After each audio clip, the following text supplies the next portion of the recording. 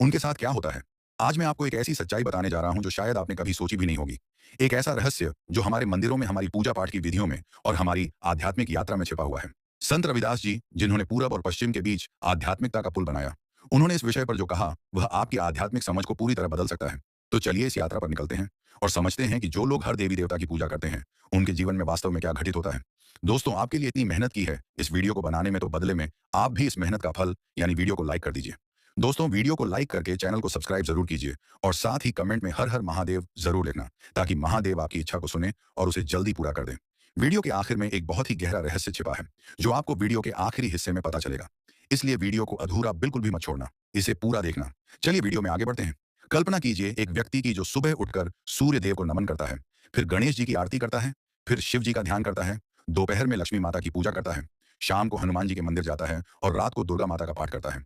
क्या यह भक्ति है या भ्रम? क्या यह समर्पण है या बिखराव? संत रविदास जी इस प्रश्न का जो उत्तर देते हैं वह हमारी सोच से कहीं अधिक गहरा और जीवन बदलने वाला है। वे कहते हैं कि जब हम हर देवी देवता की पूजा करते हैं, तो हम दरअसल एक बहुत बड़ी सच्चाई को नहीं समझ पाते कि सभी देवी देवता एक ही परम सत्य की अलग अलग अभिव्यक्तियां हैं। रविदास जी अपने अनुभवों से बताते हैं कि जब एक साधक अलग अलग देवताओं की पूजा करता है, तो उसका मन विभिन्न दिशाओं में भटकने लगता है। यह ऐसा है जैसे एक व्यक्ति एक साथ कई नावों पर सवार होने की कोशिश करे। अंततः वह किसी भी नाव से अपने गंतव्य तक नहीं पहुंच पाता। लेकिन इसका मतलब यह बिल्कुल नहीं है कि विभिन्न देवताओं का सम्मान नहीं करना चाहिए। रविदास जी की शिक्षाओं का सार यह है कि हमें यह समझना होगा कि सभी देवी देवता एक ही परमात्मा के विभिन्न रूप हैं और हमें अपनी साधना में एक केंद्र बिंदु चुनना होगा। मैं आपको एक कहानी सुनाता हूं जो रविदास जी के जीवन से जुड़ी है। जब वे छोटे थे तब उनके घर में भी विभिन्न देवी देवताओं की पूजा होती थी। उनकी माताजी लक्ष्मी माता की भक्त थी, पिताजी शिव जी के उपासक थे और घर के अन्य सदस्य अलग अलग देवताओं की आराधना करते थे। लेकिन जब रविदास जी ने अपने गुरु श्री युक्त जी से इस विषय पर चर्चा की, तो उन्हें एक अद्भुत सत्य का ज्ञान हुआ। उनके गुरुदेव ने समझाया कि जैसे समुद्र में लहरें अलग अलग दिखती हैं, लेकिन सभी एक ही पानी से बनी होती हैं, वैसे ही सभी देवी देवता एक ही परम चेतना की अलग अलग लहरें हैं। संत रविदास जी कहते हैं कि जब एक व्यक्ति हर देवी देवता की पूजा करता है बिना इस गहरी समझ के, तो उसकी आध्यात्मिक ऊर्जा बढ़ जाती है।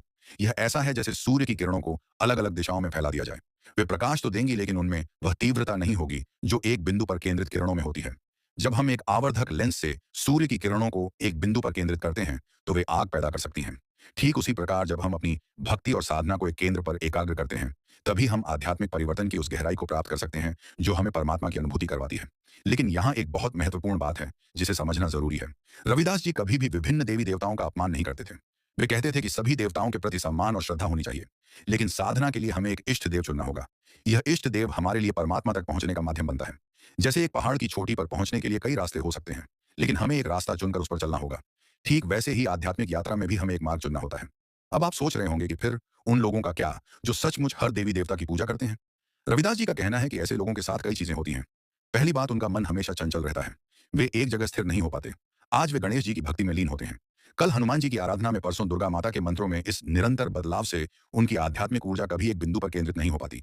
ये ऐसा है जैसे किसान हर दिन एक नया बीज बोए, लेकिन किसी एक पौधे को बढ़ने का समय ना दे, अंततः उसे कोई फसल नहीं मिलती। दूसरी बात जो रविदास जी बहुत गहराई से समझाते हैं, वह है भक्ति की गुणवत्ता। जब हम अपनी भक्ति को कई दिशाओं में बांटते हैं, तो हर दिशा में हमारी भक्ति की गहराई कम हो जाती है। मान लीजिए आपके पास प्रेम का एक निश्चित परिमाण है।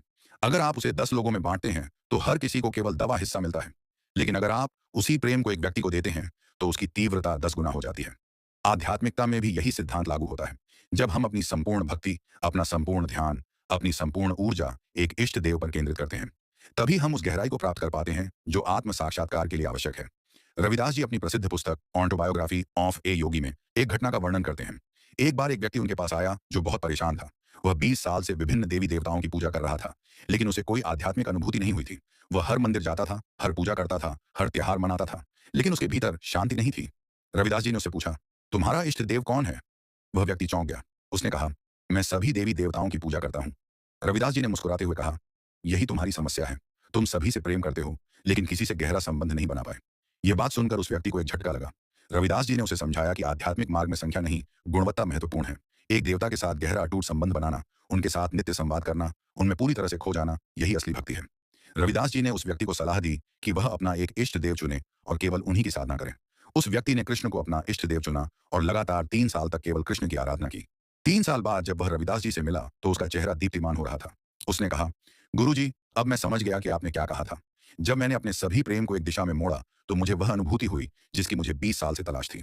संत रविदास जी की शिक्षाओं में एक और महत्वपूर्ण पहलू है। वे कहते हैं कि हर देवी देवता की पूजा करना आध्यात्मिक अपरिपक्वता का संकेत हो सकता है। ये वैसा ही है जैसे एक बच्चा खिलौने की दुकान में जाकर हर खिलौना चाहता है, लेकिन जैसे जैसे हम परिपक्व होते हैं, हम समझने लगते हैं कि हमें वास्तव में क्या चाहिए। आध्यात्मिक यात्रा में भी शुरुआत में हम कई देवी देवताओं से आकर्षित हो सकते हैं, लेकिन जैसे जैसे हम गहरे जाते हैं, हमें अपना मार्ग, अपना इष्ट मिल जाता है। और जब यह मिलन होता है तो जीवन में एक अद्भुत परिवर्तन आता है। रविदास जी ये भी बताते हैं कि जो लोग हर देवी देवता की पूजा करते हैं, वे अक्सर भौतिक इच्छाओं से प्रेरित होते हैं। वे धन के लिए लक्ष्मी की पूजा करते हैं, स्वास्थ्य के लिए धनवंतरी की, विद्या के लिए सरस्वती की और बाधाओं से मुक्ति के लिए गणेश की। लेकिन आध्यात्मिकता का असली उद्देश्य भौतिक इच्छाओं की पूर्ति नहीं, बल्कि आत्म साक्षात्कार है। जब हम परमात्मा को जान लेते हैं तो सब कुछ अपने आप मिल जाता है। रविदास जी कहते हैं, पहले तुम परमात्मा को खोजो, बाकी सब तुम्हें दिया जाएगा। अब यहाँ एक बहुत ही रोचक मोड़ आता है। रविदास जी कहते हैं कि अगर कोई व्यक्ति सभी देवी देवताओं को एक ही परमात्मा का रूप मानकर पूजा करता है तो यह बिल्कुल अलग बात है। इसका मतलब है कि वह व्यक्ति गणेश में भी उसी परमात्मा को देखता है, शिव में भी, विष्णु में भी, दुर्गा में भी। वह समझता है कि यह सभी एक ही दिव्य चेतना की अलग अलग अभिव्यक्तियां हैं। ऐसा व्यक्ति वास्तव में एक ही परमात्मा की पूजा कर रहा होता है। भले ही वह विभिन्न रूपों में हो, लेकिन यह समझ बहुत ऊंचे आध्यात्मिक स्तर पर आती है। अधिकांश लोग जो हर देवी देवता की पूजा करते हैं, वे उन्हें अलग अलग शक्तियां मानते हैं, जो रविदास जी के अनुसार एक सीमित दृष्टिकोण है। रविदास जी एक सुंदर उदाहरण देते हैं। वे कहते हैं कि परमात्मा एक रंगमंच का निर्देशक है और सभी देवी देवता उस नाटक के पात्र हैं। जब हम ये समझ जाते हैं कि असली निर्देशक कौन है, तो हम पात्रों से सीधे निर्देशक से जुड़ जाते हैं। लेकिन अगर हम केवल पात्रों को ही सच मान लें और निर्देशक को भूल जाएं, तो हम मूल उद्देश्य से भटक जाते हैं। यही वह गहरी सच्चाई है जो रविदास जी हमें बताना चाहते हैं। सभी देवी देवता महत्वपूर्ण हैं, सम्मानीय हैं, लेकिन हमें उस एक परम सत्य को नहीं भूलना चाहिए जो सभी के पीछे है। अब मैं आपको बताता हूं कि रविदास जी के अनुसार जब कोई व्यक्ति एक इष्ट देव को चुनकर साधना करता है, तो उसके जीवन में क्या परिवर्तन आते हैं। पहला परिवर्तन होता है मन की एकाग्रता में। जब हम एक ही देवता का ध्यान करते हैं, उनकी ही मूर्ति को देखते हैं, उनके ही मंत्रों का जाप करते हैं, तो हमारा मन धीरे धीरे स्थिर होने लगता है। यह स्थिरता ही ध्यान की गहराई में ले जाती है। दूसरा परिवर्तन होता है भक्ति की गहराई में। जब हम एक ही देवता के साथ रोज संवाद करते हैं, तो एक व्यक्तिगत संबंध बनता है। यह संबंध इतना गहरा हो जाता है कि देवता हमारे सबसे करीबी मित्र, माता पिता और प्रेमी बन जाते हैं। तीसरा परिवर्तन होता है आध्यात्मिक अनुभूतियों में। जब हमारी भक्ति एकाग्र होती है, तो हमें दिव्य अनुभव होने लगते हैं। कभी हम अपने इष्ट देव का दर्शन करते हैं, कभी उनकी आवाज सुनते हैं, कभी उनकी उपस्थिति महसूस करते हैं। रविदास जी अपने जीवन में कृष्ण और बाबा जी के प्रति अगाध भक्ति रखते थे। वे कहते थे कि जब उन्होंने अपने सभी प्रेम को इन दिव्य हस्तियों पर केंद्रित किया, तो उन्हें अनेक बार उनके साक्षात दर्शन हुए। एक बार रविदास जी ने बताया कि जब वे गहन ध्यान में थे, तो कृष्ण उनके सामने प्रकट हुए और उन्होंने उनसे बातचीत की। यह अनुभव इतना वास्तविक था कि रविदास जी के जीवन में एक महान परिवर्तन आ गया। लेकिन यह अनुभव तभी संभव हुआ जब उन्होंने अपनी संपूर्ण भक्ति एक दिशा में मोड़ी। रविदास जी यह भी बताते हैं कि जो लोग हर देवी देवता की पूजा करते हैं, वे अक्सर बाहरी कर्मकांडों में उलझ जाते हैं। आज यह पूजा, कल वह व्रत, परसों यह अनुष्ठान, इन सब में वे असली आध्यात्मिकता से दूर हो जाते हैं। रविदास जी कहते हैं कि असली पूजा बाहरी नहीं, आंतरिक है। असली मंदिर हमारे हृदय में है और असली देवता हमारी आत्मा में विराजमान है। जब हम यह समझ जाते हैं, तो हमें बाहरी कर्मकांडों की आवश्यकता कम हो जाती है। हम सीधे परमात्मा से जुड़ जाते हैं। एक और महत्वपूर्ण बात जो रविदास जी बताते हैं, वह है समय का सदुपयोग। जब हम हर देवी देवता की पूजा करते हैं, तो हमारा बहुत सारा समय विभिन्न अनुष्ठानों में चला जाता है। लेकिन अगर हम एक इष्ट देव को चुनें, तो हम उसी समय को गहन ध्यान और साधना में लगा सकते हैं। रविदास जी कहते हैं कि ध्यान ही वह मार्ग है जो हमें परमात्मा तक ले जाता है, और गहरा ध्यान तभी संभव है जब हमारा मन एकाग्र हो। यह एकाग्रता एक इष्ट देव की साधना से आती है। रविदास जी की शिक्षाओं में एक बहुत ही सुंदर सिद्धांत है। वे कहते हैं कि जब हम एक देवता को पूर्ण समर्पण से पूजते हैं, तो वास्तव में हम सभी देवताओं की पूजा कर रहे होते हैं, क्योंकि एक देवता में ही समस्त दिव्यता समाहित है। यह वैसा ही है जैसे जब हम एक बूंद समुद्र के पानी का स्वाद लेते हैं, तो हम पूरे समुद्र का स्वाद ले लेते हैं। एक देवता की गहन आराधना से हम उस परम चेतना को प्राप्त कर लेते हैं जो सभी देवताओं का मूल है। यह एक बहुत ही क्रांतिकारी विचार है। हमें सब कुछ पाने के लिए सब कुछ करने की जरूरत नहीं, हमें केवल एक चीज को पूर्णता से करने की जरूरत है। रविदास जी कहते हैं कि आध्यात्मिक मार्ग में दृढ़ता बहुत महत्वपूर्ण है। जब हम एक दिन एक देवता की पूजा करें, दूसरे दिन दूसरे की, तो हम कभी भी दृढ़ नहीं बन पाते। हम लगातार बदलते रहते हैं और यह परिवर्तनशीलता हमें कमजोर बनाती है। लेकिन जब हम एक इष्ट देव के प्रति निष्ठावान रहते हैं, तो हमारे भीतर एक आध्यात्मिक शक्ति का निर्माण होता है। यह शक्ति हमें जीवन की हर चुनौती का सामना करने की क्षमता देती है। रविदास जी खुद इसके जीवंत उदाहरण थे।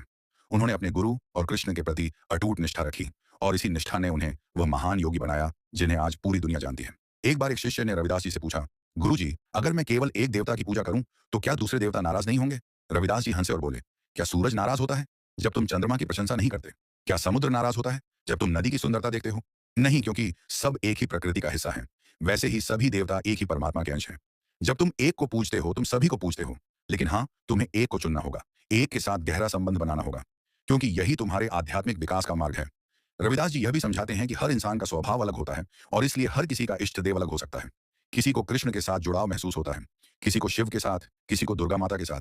यह व्यक्तिगत पसंद नहीं बल्कि आत्मा का आह्वान है। हमारी आत्मा जानती है कि हमारे लिए कौन सा मार्ग सबसे उपयुक्त है। इसीलिए रविदास जी कहते हैं कि हमें अपने भीतर झांकना चाहिए और देखना चाहिए कि हमें किस देवता के प्रति स्वाभाविक आकर्षण है, जिस देवता को सोचकर हमारे मन में शांति आती है।